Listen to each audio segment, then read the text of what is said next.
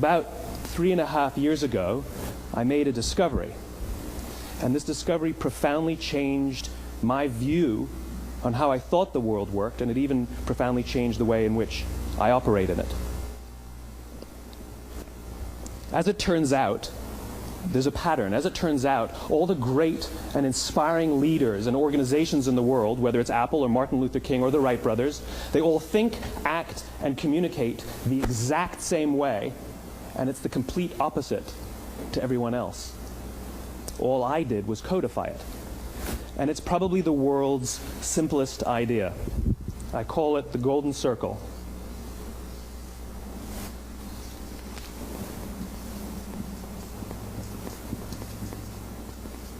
Why, how, what? This little idea explains why some organizations and some leaders are able to inspire where others aren't. Let me define the terms really quickly. Every single person, every single organization on the planet knows what they do, 100%. Some know how they do it, whether you call it your differentiating value proposition or your proprietary process or your USP. But very, very few people or organizations know why they do what they do. And by why, I don't mean to make a profit. That's a result. It's always a result. By why, I mean what's your purpose? What's your cause? What's your belief? Why does your organization exist? Why do you get out of bed in the morning? And why should anyone care? Well, as a result, the way we think, the way we act, the way we communicate is from the outside in. It's obvious. We go from the clearest thing to the fuzziest thing. But the inspired leaders and the inspired organizations, regardless of their size, regardless of their industry, all think, act, and communicate from the inside out. Let me give you an example. I use Apple because they're easy to understand and everybody gets it. If Apple were like everyone else, a marketing message from them might sound like this. We make great computers. They're beautifully designed, simple to use, and user-friendly. Want to buy one? Meh. And that's how most of us communicate. That's how most marketing is done, that's how most sales is done, and that's how most of us communicate interpersonally. We say what we do, we say how we're different or how we're better, and we expect some sort of behavior, a purchase, a vote, something like that. Here's our new law firm.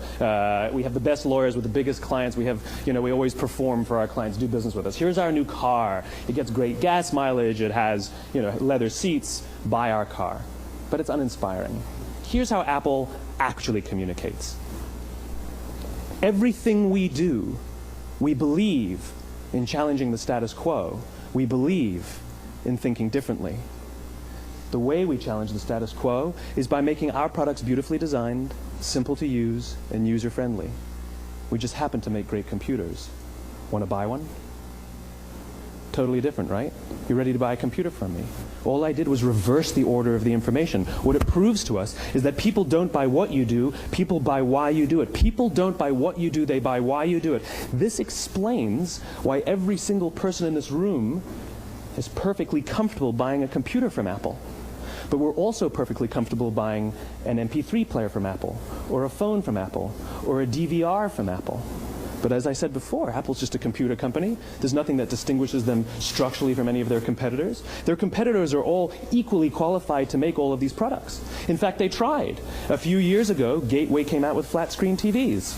They're eminently qualified to make flat-screen TVs. They've been making flat-screen monitors for years. Nobody bought one. And Dell came out with MP3 players and PDAs. And they make great quality products, and they can make perfectly well-designed products, and nobody bought one. In fact, talking about it now, we can't even imagine buying an MP3 player from Dell. Why would you buy an MP3 player from a computer company? But we do it every day. People don't buy what you do, they buy why you do it. The goal is not to do business with everybody who needs what you have. The goal is to do business with people who believe what you